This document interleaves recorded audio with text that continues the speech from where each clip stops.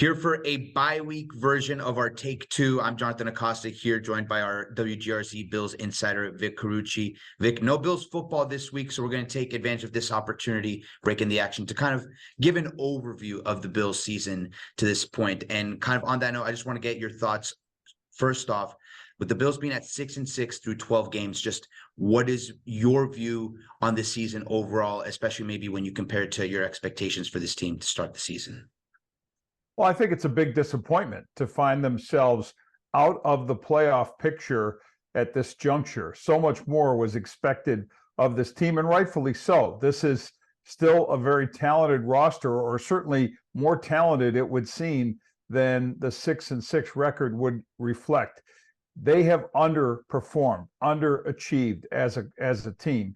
And that window we keep talking about, the Super Bowl window, the ability to compete for a championship, it does continue to get tighter because the salary cap is designed to make it that way, to make it tougher for teams to keep together the kinds of rosters that allow them to compete. And while you have a franchise quarterback like Josh Allen doing what he is capable of doing, what he has shown in his last two games, more so than the previous, pretty much every other part of the season, you're seeing a team that has the makings of something so much better, but they have found a way to fall short too many times and in too many situations where it's inexcusable.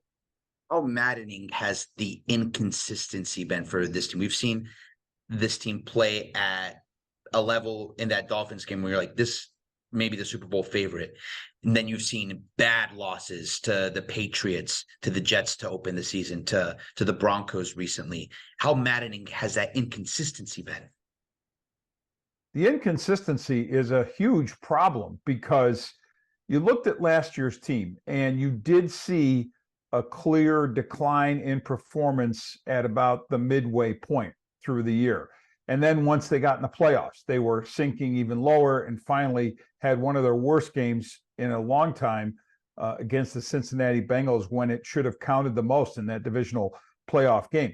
We did a lot of excuse making, I think, a lot of us observing this team, and we listened to what some of the players on the team had to say, even to an extent, coaching staff, general manager, about all that they dealt with, all that they had to overcome. And it was a lot, of course. Damar Hamlin heading a list of things that happened in the course of the 2022 season that maybe wore on this team. But I'm sorry, that you can't carry that over to the next year. And there are those who would say that it maybe shouldn't have applied, especially in the playoffs last year. If anything, make the hardships rallying points.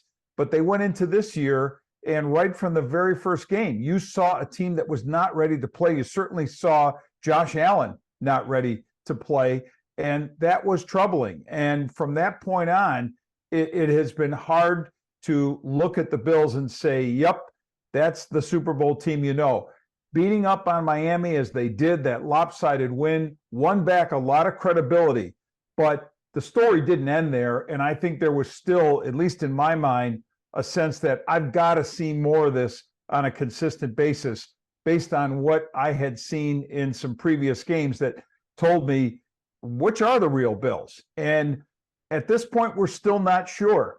The other thing that's troubling is a lack of identity. What is this team all about? You could talk about clubs that have great speed and finesse. You could talk about clubs that deal with the physicality and are powerful and have the, on both sides of the line, will beat you up that way. You really can't say the Bills are fill in the blank, this type of team. When you are talking about inconsistency, that's just what it is some days they look like they could be great and other times they look awful. And I think when it just comes down to it, we're still saying, well, if they've got a chance, number 17 is going to give it to him playing his best. But really, that shouldn't be the explanation for how good this team can be, or when it's not good, what the problem is, that it's constantly pointed in the direction of a quarterback. And even though he's the most important player, and even though his performance does mean a whole lot, it's troubling that there is really nothing else to point to on both sides of the ball to say, yep, that's what carries them. So there's been some execution issues, and that a lot of that falls on the players. But let's look for a sec at the two guys at the top: head coach Sean McDermott, general manager Brandon Beane, and let's get your thoughts on basically how they've done this year. Brandon Beane, from a roster standpoint, what do you make of the roster that he assembled for Sean McDermott, and how do you evaluate how Sean McDermott has done with this team this year? Also taking into context the fact that he's added the role of defensive play caller to his duties this season. Well, Brandon Beane, I think, deserves high marks for putting not only a roster together that should be more competitive than it is, but finding the right talent in most of the right places, but also managing the salary cap with his team of cap experts there to get contracts done that allow them, or restructuring that allow them to keep together this group and stay under the salary cap enough to, again, field the type of team they have. But it has been built by Beane specifically to be a Super Bowl team right now, a Super Bowl team last year. You only stay in that, area for so long before you start looking at the cap and saying, okay, now you're going to have to make some cuts here. Now you're going to have to make some tougher decisions on who you get to keep. They've already been making some of those tough decisions, but not nearly as many as I think they're going to face next year. So Beane, for putting this team together at a time when a lot of us, I think everyone who follows this team, expected it to be doing much better. He deserves credit for that.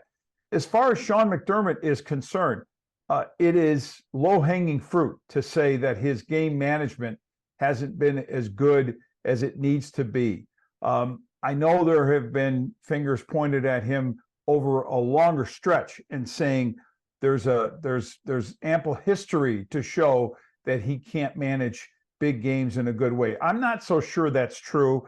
The 0-6 overtime record since 2018 doesn't really say that they can't compete at the biggest moments, because in the course of that 0-6 run of overtime games, this team was on the doorstep of the Super Bowl, right? We've seen them compete in a way that they were in position to get there. Now, again, it didn't happen, and you could say, is Sean McDermott's coaching a big part of that? I'm not ready to go there. I will say, though, taking on that extra role of defensive coordinator has appeared to be a burden on him, because there is no way he can devote enough time to that role and then everything else that comes across his desk as head coach, that CEO type of mentality that he has to have in running the team. There's no way he can do all that and not be spread too thin. I believe that has caught up in some ways on game day especially, and I think he is at a point where he should be looking at next year and beyond for someone specifically to take back that defensive coordinator role that Leslie Frazier once had. And then Sean can act as an overriding factor with that. If you get into blitz calls or some situational football, he can tell whoever that defensive coordinator is, I'll take it from here. That I think is far different than him having to be the focused defensive coach and thinking the way a defensive coordinator thinks in all the strategy that unfolds on the field. And I think that's been reflective in his coaching with some of the decisions that have been made. And I'm not saying what analytics tells you to do. I'm talking about the human element of making those decisions, because that's really what it comes down to. Knowing your team, knowing your personnel. Analytics doesn't take into account enough of that human factor the way humans do. And I do think Sean is more than capable of handling that if he has less time devoted to one side of the football. And that would be the recommendation from my standpoint, to maybe help take some of that heat that he's been feeling, take it off of him. Otherwise, you have to give him tremendous credit for how well this defense has overcome the losses of some very key players. They've played remarkably well, especially up front, without a Matt Milano, without a Daquan Jones, without Tre'Davious White at cornerback. Just getting what they've been able to get out of this defense for the most part has been tremendous. Yep, I know they haven't closed out games the way they should, and that has been part of the maddening part of all this. Some of that is on Sean as well, but I think it's fair to say that there are multiple factors that go into that, and one of them, of course, is a lot of injuries on defense. Would totally agree with all of that, and I would say he obviously, there are the critiques of him that are valid this season. One thing that we haven't mentioned yet, I think he certainly has to get credit for making the move from Ken Dorsey to Joe Brady. I know it's a small sample size, only 2 weeks, but this Bills offense has looked very different in those 2 weeks under Joe Brady.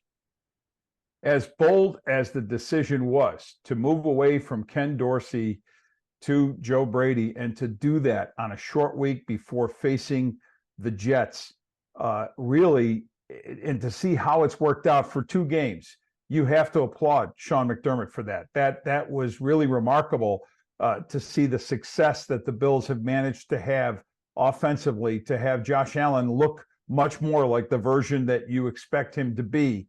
And Joe Brady gets a lot of credit for that. Sean McDermott gets a lot of credit for entrusting Joe to implement some of the material from a playbook that was already put together and put to bed, not rewritten by Joe Brady. You don't really do that in season, but the tweaks and the changes in the types of play selection and the sequencing of the plays called, and then getting a message through to Josh Allen. And maybe part of getting that message through to Josh was saying goodbye to Ken Dorsey, his close friend, the guy that he pushed to get that role as offensive coordinator from quarterbacks coach. That was an awakening for Allen. It had to be. And I think there's a good part of him that has taken that as motivation to play as well as he has. But yeah, for 2 games, I didn't see the improvement being as great as it is under Joe Brady. Let's do some quick hitters real quick. First off, let's do your most surprising player for the Bills so far through 12 games. I think the most surprising player would have to be James Cook. I was ready to go between Cook and Dalton Kincaid as a rookie who has come on strong in that role, specifically as a tight end. But I'm going to go with Cook, slight edge, because I feel he has run with a greater purpose, with greater instincts, just in finding the holes, finding where to go, less hesitation. And yes, he had the fumbling problem in the Denver game that was maddening, frustrating, I'm sure, for the Bills, for the fans. But to come back from that the way he has, and to have some explosive runs, and I think there are more of those in him. It has to work in concert with the offensive line, but I like the way he has responded. I'm going to throw in a nominee for that title as well on the defensive side, Terrell Bernard. He missed a lot of the preseason, comes in, plays alongside Matt Milano, has to take over maybe that top linebacker role as soon as Milano goes down. And he's been one of the best players on the Bills defense, top 10 in the NFL in tackles with 104. And he seems like a real linchpin for this defense in the middle of it. There's no question Terrell Bernard should be recognized for stepping into that role. There are still, though, limitations that he has when it comes to what they've needed from that middle linebacker spot versus what they had from Matt Milano. And that's part of the grade there, the sort of the way you grade him, because you can't eliminate what they had and what he's replacing. Yes, you're asking him to do perhaps close to the impossible, because Matt Milano is a fantastic player, one of the very best in the league at what he does. I think for his part, Terrell Bernard has been good and solid, but there's been some misses, and there's been some things that he just physically isn't able to perform and make happen. I go back to the most recent backbreaking play. Jalen Hurts going in for that touchdown run in overtime to win the game for the Eagles. And there is a big part of me that says Matt Milano maybe does two things in that situation: recognize what's going to happen, okay, from the defensive call that was put in versus what was anticipated, and he's as good as it gets in that department. And two, just being able to be in position to make the tackle of Jalen Hurts before he gets to the end zone. Now, it certainly doesn't mean that the Eagles wouldn't have scored a touchdown a different way after that play, but it was still something to look at. I also would put as an honorable mention Leonard Floyd coming in June as a June signing in free agency. Very rarely do you see difference makers there. He has been a difference maker for sure, and he has been playing on a 1-year contract. That guy has probably made himself a good amount of pay increase when he hits the open market again after the 2023 season.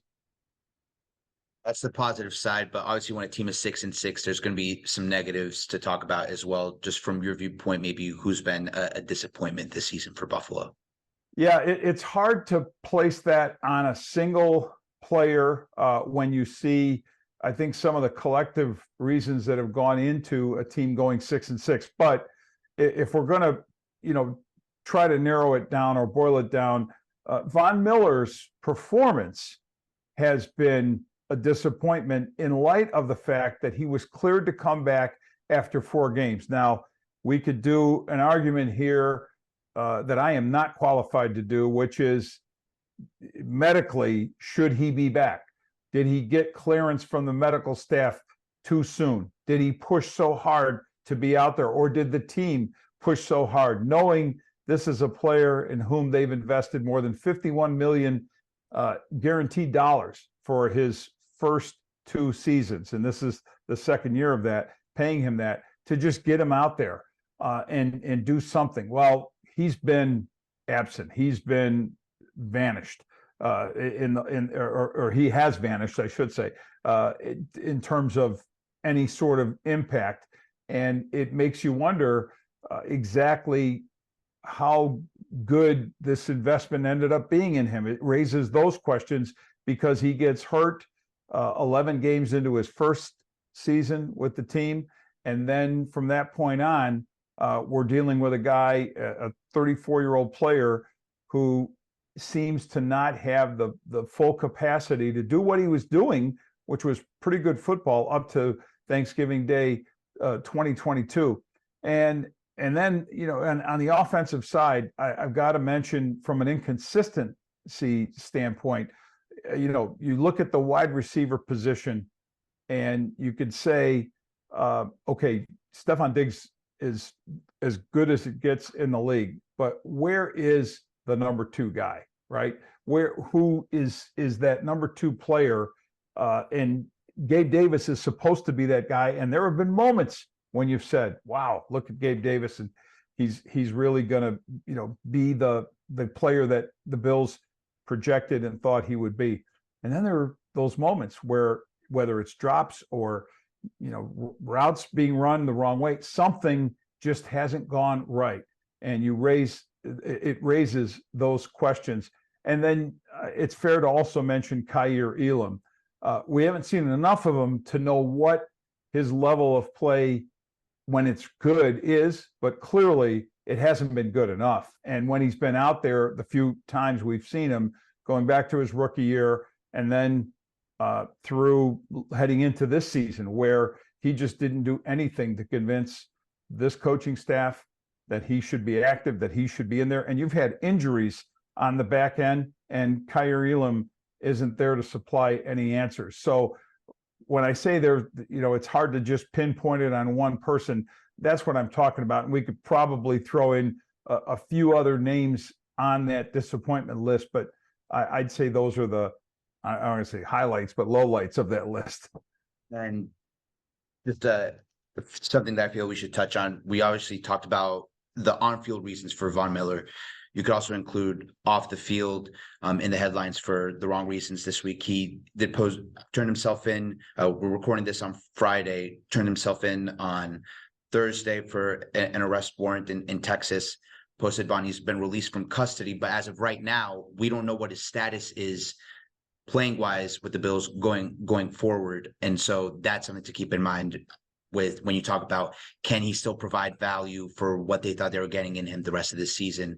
If he's unable to go, that's something that would impact that. But obviously this segment isn't fully devoted to that. We have plenty of other coverage on Von Miller elsewhere on our WGRZ YouTube page, plenty of coverage from last night that if people are interested in that, I would encourage them to go watch. So let's switch back over to the offense for a sec. Who is your MVP on that side of the ball to this point in the season?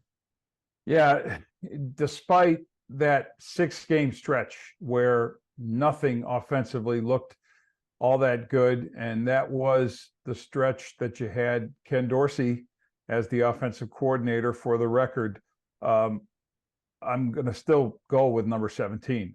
The offense still goes as he goes, and we've seen it at its best a few times, not often enough. So there could be some points taken off for inconsistency.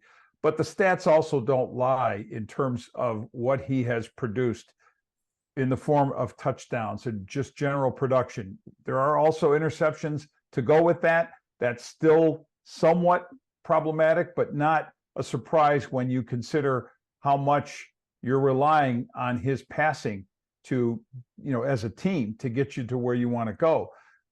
He, at his best, and we saw it, probably as good a game as he's had in a long time, against the Eagles. Yep, it came against a loss, but it was one of those days where you just, every time Josh Allen stepped on the field, you said something good can happen here just because he can make it so. And it was one of those, I think it was one of those games right up there with the Kansas City divisional playoff loss again, where you looked at historic numbers being produced by this player, to the point where the NFL, where the other owners were inclined to say, yep, it's kind of a tragedy if Josh Allen, for instance, doesn't get a chance to get the ball in overtime because the other team scores a touchdown, that the rules have to be changed for the postseason. And I know it's meant for everybody in the league, but that is the Josh Allen / Buffalo Bills legacy rule. And he's, it seems to me, back to being that guy. So I'm going to give him the offensive MVP. Defensively, a little harder to zero in on one player, but I am going to go with Leonard Floyd. I think his presence as a pass rusher has brought out better production from others.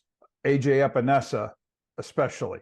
Greg Rousseau has started to come on, I think, too, when the pass rush has been good, and it hasn't been often enough. It's got to be better on a more consistent basis. But for a guy, again, to come in June and to make the splash impact that he has, and for the Bills to identify that, and yes, I'm sure he was seeking something much bigger. He thought contractually he could do much better, but he signs the 1-year prove-it deal. And how many times have we seen this in the NFL?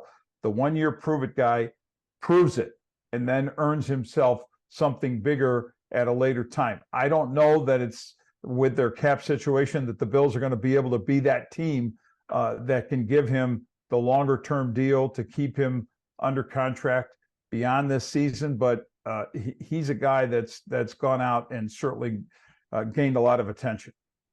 Looking forward, when the Bills come back from the bye, they have 5 games left to make their playoff push. It starts in Kansas City. What do the Bills have to do to extend their season past 5 games and find themselves in the playoffs, where we expected them to be before this season, but as of right now, it's anything but a lock? Well, the simple answer, maybe the lazy answer, is to say Josh Allen played great, and there's not that much to worry about. That you could beat Kansas City, you could beat Dallas, you can beat anybody on your schedule when Josh Allen is playing the way he is more than capable of playing. But I don't want to leave it at that, because I don't think, as we certainly saw against Philadelphia, that isn't even enough.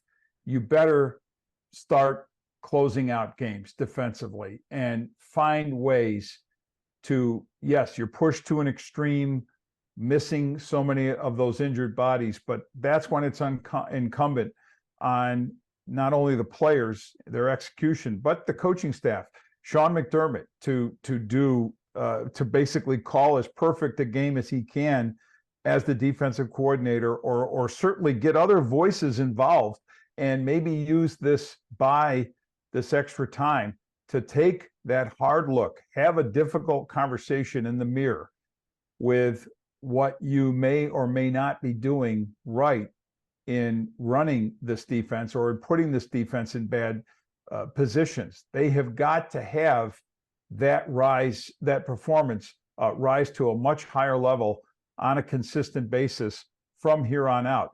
When the chore is to win a minimum of 4 games, and one of those wins has to come against Miami right at the end of the year. But you've got to win at least 4. Go into it, of course, trying to run the table, and you run the table, you're in the playoffs, it would seem, without too much concern about needing help elsewhere. 4 seems to be just enough, but you also probably will need something to break well elsewhere. And that's likely going to be the case when you look at the schedules of the other teams that are ahead of the Bills in this postseason picture. There will be some falling, I think, of a little Jenga tower stuff above them that I think can allow them to move their way up. But they have absolutely got to be as clean playing a team, and by that I mean not turning it over and forcing turnovers, and not succumbing to an opponent's weakness. When you come up against, for instance, the New England Patriots, as sad a team as there is in this league now, you can't let that team figure out a way to beat you at home. That just can't happen like it did in Foxborough.